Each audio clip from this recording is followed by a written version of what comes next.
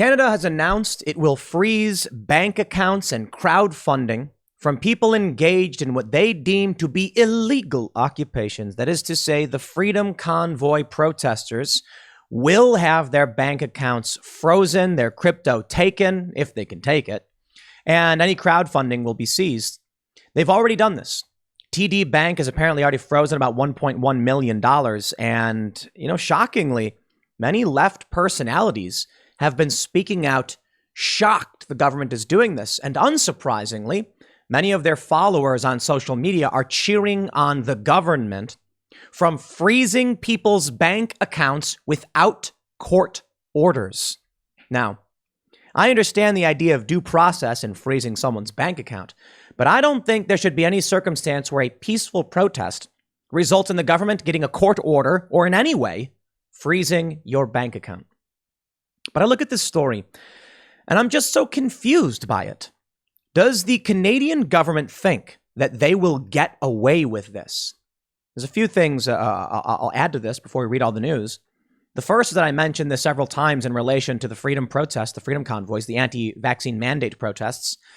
Peaceful protests work, and the example I like to give is Occupy Wall Street, when Officer Anthony Bologna pepper sprayed, I believe it was 3 women, for seemingly no reason. He walked up to them and just sprayed them. Probably he was annoyed by them. I guess they were yelling. This triggered a viral video, which triggered a mass uprising across the country. And it really was the catalyst for the greater Occupy movement. Attacking peaceful protests with extreme measures always backfires. We're starting to see it now. Vosh, prominent socialist YouTuber, speaking out against the government. Shuanhead, of course, is more anti-establishment and populist, but they're having a conversation about this. And there are a lot of people who agree with him. It's showing that the Canadian government is losing a lot of the leftist support they had in trying to shut down these protests because they've gotten too extreme. But with that being said, I can't help but think of Watchmen, that the graphic novel and later movie. I love the movie, by the way. The graphic novel was way better because it got way more in detail. But the story itself is just fantastic. And I have to wonder, what's the end goal in all of this? There's one way to bypass someone trying to shut down your financials, and it's Bitcoin. Cryptocurrencies. Very, very hard to track, but possible to track. Bitcoin, for instance, is a public ledger, so they know who you are. But there are other ways to protect your assets, and it's a kind of digital cash, in a sense. Now, not in the way that people try to argue Bitcoin is, but hear me out on this one. I don't want to get into the nitty-gritty of cryptocurrencies. The point is, the end result of all of this will be to drive people to using cryptocurrencies, which are something they can control outside of a financial institution, but can be transmitted digitally. And that's why I think of Watchmen. Ozymandias, the bad guy in Watchmen, was a superhero. And he staged a false flag where he made it seem like an alien invasion was occurring so that during the Cold War, the United States and the Soviet Union would come together against a common enemy. I look at how comic book villainesque the Deputy Prime Minister of Canada and Justin Trudeau have been, and I'm just like, for so many people who are protesting this, the end result is going to be probably a collapse of Western governments and probably the adoption of cryptocurrency en masse, because we can see the evil and the depravity. That is to say, the reason I think of Watchmen is it feels like the end goal may be to destroy the Constitution, our government, their government, fracturing confidence in these systems from right and left, and fracturing confidence in the financial system, which results in adoption of a global currency standard, which is cryptocurrency. Maybe that's the 4D chess the establishment elites are playing. Make themselves out to be the villain, unite populist groups behind what they really want them to do, and seems smart, right? I always thought about this because cryptocurrencies are public. The trading is public. Some aren't, like Monero and Zcash, but the government can still easily track them, which they've proven already. But you take a look at who adopted cryptocurrencies first, and it was the anti-government anarchist types and conspiracy theorists. What a clever way to go about forcing a global currency standard or a global value standard, right? I'm not saying it's true. I'm just saying it makes me think of that. Well, here's the story. Business Insider reports the Canadian government has warned that it will freeze the bank accounts and suspend the vehicle insurance of truckers who continue to form blockades in protest of vaccine mandates as the country declares a national emergency to quell the gridlock.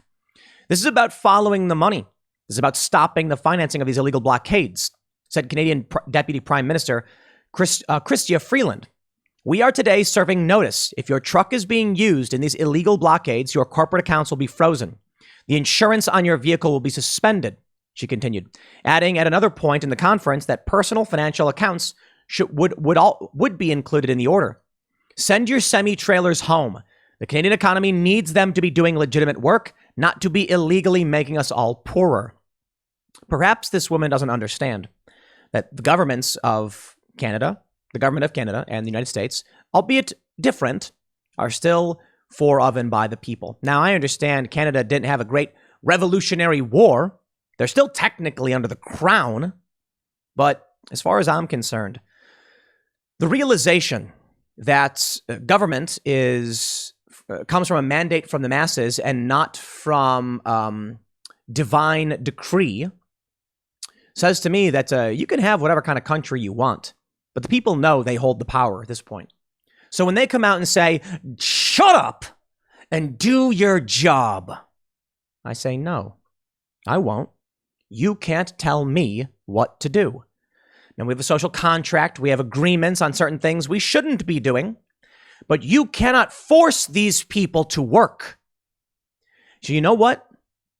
I wouldn't be surprised if many of these people already putting everything on the line simply just said, fine, freeze the accounts, take the trucks. I don't care. You can't make me do it. They can't. And that's what they're trying to do through coercive force. Nothing's worked so far.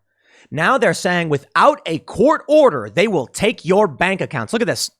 Trudeau's administration is authorizing banks to freeze or suspend accounts of accounts suspected of being involved in illegal activity without the need for a court order. That is to say, you could have the same name as a trucker and be in Canada, and one day your bank account's frozen because they were like, well, that's the name of the guy in the truck. Oops, got the wrong person. No due process. The system cannot be sustained. Feds crack down on trucker protest financing, from crowdfund rules to freezing bank accounts. That's right. She said they're going to go after your crypto. Good luck. That's the amazing thing. They can seize your crypto, and they can seize your crypto in the same way they can seize your cash. That is to say, if you're holding on to your cryptocurrency keys in your accounts, they would have to come and physically take it from you. Now, the interesting thing about crypto is that you can store the information to access your accounts in your head, and they have no means of gaining control of it unless they have information from your head. I suppose they can lock you up, beat you, and torture you until you give it up. There's always one way to extract information. They can drug you or something like that. With cash, if your cash is not in a bank and they want to take it from you, they have to find it. You can put your cash and bury it, and take your cash, bury it in the woods somewhere, and they won't know where it is, and you don't got to tell them. Just like crypto, if they can't extract the information on where the money is, they can't get the cash. The funny thing about crypto is they can look at the public ledgers and see the money's there, but they can't get access to it without your keys, and you don't got to give it to them. This is going to push more and more people out of banking institutions and towards cryptocurrency. I think it's a good thing. That's why I wonder if it's just like some kind of, like what they're doing is on purpose. Look at this.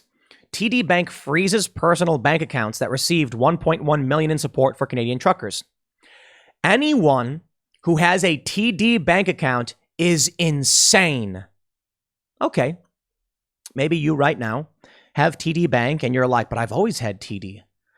Yeah, one day you'll wake up and your money will be locked away from you without a court order. And you'll be wondering, how did it get to this point? So let this be your warning. If you are currently banking with TD, they will freeze your accounts without due process, and there is nothing you can do to stop it. Of course, you can take all of your money out. Now, what we're seeing on Twitter, Bank Run Canada is trending. People are saying, go to your banks, take out all your cash now. And you know what?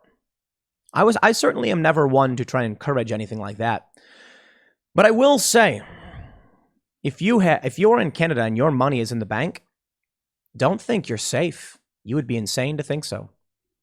They don't need a court order to freeze your money. And then what happens one day when you can't pay the bills? What happens one day when you can't pay your utility bill and the utility company says, we don't care why you can't pay it. We're shutting off your heat. We're shutting off your electricity. And the bank says, look, we don't know anything about it. Government said, do it. And you say, but I'm not there. I'm not protesting. They say, we don't care. You know where this is going? They're trying to set precedent for the social credit scores, the ESG scores. What is it? Environmental social governance or something. Once they set this precedent, they'll tell you. This is the way I described it last night on Timcast IRL. It'll be 10 years from now. You're on your new future mobile device, and you'll go to the store, and you're going to be buying things by tapping your phone or something like that. And you're going to go into your big box store because mom and pop shops will have been completely decimated. And you'll try and buy a can of Coca-Cola. Maybe you want to get some beer and some freezer pizzas, maybe some wings. You're gonna have a party at home. You scan your phone, and the voice goes, "I'm sorry, Mr. Smith. You're over your allotment of carbon this month. I'm afraid I can't let you purchase these items." Maybe not in 10 years. That's where we're going. Maybe you'll buy the items, and then you'll check your bank account, and your bank account will say, "We can't help but notice that you've exceeded your carbon footprint allotment for this month. We're suspending your bank account for 3 days. Don't worry, in 3 days, your carbon footprint allotment will increase, and you'll be able to purchase once again." That's where I feel like it's all going. The ESG stuff has a lot to do with carbon, but it also has a lot to do with the items you buy if you buy guns. So here's another thing to consider. Michael Bloomberg already tried banning sodas. You think this is about just this protest? No, it's about precedent. You'll go to a bar, you'll try and buy a beer. You'll buy the beer, you'll get it. You'll buy a beer, you'll get it. You'll say third round, and it'll say, sorry, your tap's been declined. And you'll pull up your banking app, and it'll say, your bank account has been frozen for purchases of alcohol because you've consumed too much. Your social credit score is dropping. Now, I don't know if it'll be that specific, but I think based on what we've already read about ESG scores, what it says is that your score just drops. Your social credit score drops based on buying items. So you'll go out and you'll buy a couple kegs, or and you put a deposit down for the keg, but you buy the beer. All of a sudden, buying all that beer drops your social credit score down 50 points. It ain't about beer anymore, because it's not. Like the scenario that I just envisioned, I think won't necessarily come true, but something to this effect. But let me explain it this way. The banks and the social credit system won't care that you're buying too much beer. It'll care that it won't care to threaten you about beer. So what if you bought too many beers, you can't buy another one? No. What'll happen is it'll say, warning, if you purchase these kegs, your social credit score will drop by 17 points, making you ineligible for financing, loans, and access to sporting events. And you'll say, guys, I can't buy this. My social credit score will drop by too much. Does anybody else? We can split it. That's what'll happen. I think carbon is a big issue around it. This is the nightmare scenario that you will end up living in. Do you guys know that Give, Send, Go has been hacked? That it's been shut down? Give, Send, Go is gone. I'm surprised more people aren't talking about this. Someone hacked it, claimed that they financed terror or whatever, and the site went down. Now, when you go there, it says they're offline for maintenance. Maybe if I refresh it, it'll come back. But earlier this morning, nothing there. Hey, there we go. All right, they're back. Earlier this morning, following news of the hack, they were shut down. Glad to see that they're finally back up and the Freedom Convoy account has been restored, because there was news that it was redirecting to Give, Send, Gone yesterday. Seems like they were able to get to the root of the problem and fix it. Still, crazy story that this has happened. I wonder who did it. Now, I'd like to give a shout out to our good friend Vosh. Vosh being the socialist YouTuber. Now, I've always viewed Vosh as inherently authoritarian and to a certain degree traditional conservative. Now, hold on there a minute. I'm being somewhat facetious. Traditional right-winger. Now, of course, Vosh says he's a socialist and a lefty and all that stuff. But for too long, Vosh has been in favor of corporate power, or he's put out messages. So I've disagreed with that concept. He's also called me a conservative. You see the game being played here. Now, Vosh is a socialist, but I view him as inherently authoritarian. But he's kind of being shocked out of this. Check it out. Vosh tweeted, "What the F? Trudeau vows to freeze anti-mandate protesters' bank accounts." He says, Don't mind me just using emergency powers to freeze the assets of protesters. I am begging people to understand you can oppose the anti-mandate protests and still understand the government having the ability to unilaterally freeze your assets with no court order is a effing terrifying precedent to set against protesters. I'm sorry. I can respect Vaush coming out and criticizing the freezing of bank accounts, but how do you reconcile this, good Sir Ian, that the government can mandate you inject yourself with medication, but they can't take your money? I actually think that if there was anything in that was less egregious, freezing someone's bank is less egregious than violating their bodily autonomy. You want to tell me I can't use a bank? Well, I get it. Banks are private institutions. You want to tell me that in order to access public accommodation, I have to inject myself with medication? Okay. I don't know how you're on the other side of that one, bro, but I can respect you coming out and criticizing the seizing of assets, because at least we have that we agree upon that it's bad. But yo, if the government can come out and say, inject yourself or you can't go grocery shopping, that's substantially worse than saying we've locked your bank. I can still take money out of my bank. I can still use the cash system we have now. I can still use cryptocurrencies. Heck, I can still barter. I can walk into the store and say, I have whittled a small sailboat from a block of wood, and I will trade this to you, good sir, for a gallon of milk. And someone might be like, sure. But with the vaccine mandates, they're like, sir, if you want to enter this, inject this into your body. Submit your body to the state. Sorry, I'm not for it. I do think it's funny that a lot of people have responded to him basically saying that he's wrong. Look at this guy, this psychopath. He says, Vaush, respectfully, as an Ottawa resident, this has ceased to be a protest a long time ago. This is an attack on a vulnerable population. This emergency is good. Yo, this guy is insane. That's the craziest thing I've ever heard. Are you kidding me with this? It's just absolutely insane. I just think it's absolutely off the walls insane that people are defending this. But I got to say, shout out to Vaush and to many other people for calling this stuff out. We have this viral trend right now on Twitter, Bank Run Canada. You can say people are pointing out, look at this, Bank Run Canada trending on Twitter, Vaush trending on Twitter. Vaush trends on Twitter fairly often, but I think he's maybe realized that you've ceded too much power to the state. The only reason they're able to do this is because y'all agreed with their rule by decree in the first place. Maybe it's time you watch that comedy segment where the guys are like, are we the baddies? Somebody posted that meme. It's where they're dressed like Nazis and they were like, it's actually really funny. I can't remember. Is it Hamish and Andy, the comedians? I can't remember. But like the Nazis had the skull and crossbones and he's like, you know, our symbol is a skull and crossbones. Like, are we the baddies? Like, yes, you are. Y'all came out and you said that the government ruling by decree is fine. We all opposed it and said, no, it isn't.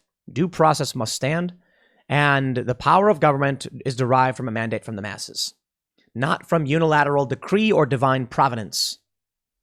But too many people on the left claim they're on the left and then said they're allowed to do this. Well, you gave them this power, and now you're shocked they're going to go above and beyond? I'm not. If anything, I think, like I said, that the vaccine mandates are substantially worse. Maybe there will be a bank run. We have this meme. You may have seen it where there's a plank of wood going off a cliff and a politician on the far end over the cliff. And a bunch of people are standing on that wood and it says the people don't know their true power, as if to imply once the people step off that platform, the weight on that wood will just ultimately go off the edge of the cliff, taking the politician with them. In this image, there is a man wearing a Bitcoin jacket stepping off first. Yeah. People are saying bank run Canada. I don't know about all that, but I can tell you, and I'll stress that point from earlier. If you have your money in a Canadian bank, don't come crying when your assets are frozen for arbitrary means. You have been warned. If you haven't already looked into cryptocurrencies, don't come crying when your assets are worthless. You've been warned. I'm not advising anybody to do anything financially. What I'm saying is, on social media, there are warning signs about what's happening in the system. And what that means is you need to seek sound financial advice. I'm not giving any. I don't know what you should do with your money. I do things on my own. I don't want to be in charge of your life. I don't want to tell you what to do with your life. And if you want to keep your money in these things, fine. I just think you're nuts. But I'm not telling you to do anything. I'm just saying, personally, I think it's nuts that people would. If you plan to do anything, seek sound financial advice from someone who knows a heck of a lot more than I do, because I'm a guy on internet talking about thing. If you want to figure out what to do with your money, you need guy in office talk about money, which I am certainly not. Me personally, when it comes to all of this stuff, I've already looked at hedging my bets. I think the US dollar's in serious trouble. Inflation is through the roof. Wholesale inflation's nearing 10%. Consumer inflation's at 7.5, highest it's been since the 80s. And if you actually calculate using the 80s metrics, it's higher than it's been since World War II. So, like our good friends in Venezuela say, as soon as you get the cash, spend it, right? Now, I don't know if that's good advice. I don't know how do you deal with inflation, but I can tell you, I'm certainly buying whatever I can, trying to expand as fast as I can, because if I wait a year, I'll lose 10% of my money, probably more. I actually think inflation's probably in upwards of the high teens. We had Max Kaiser on the show several months ago, and he said he thought inflation was 15%. Well, if you do the math, around there, if you do the math based on the 80s metrics for how they calculated inflation, it's 15.5. Anyway, Trudeau is invoking war powers against peaceful protesters. If that is not an indication of dramatic escalation, I don't know, man. I understand Canada is not the same as the US, but our cultural issues are overlapping for sure. I'll leave it there. Next segment's coming up at 4 p.m. over at youtube.com/Timcast. Thanks for hanging out, and I'll see you all then.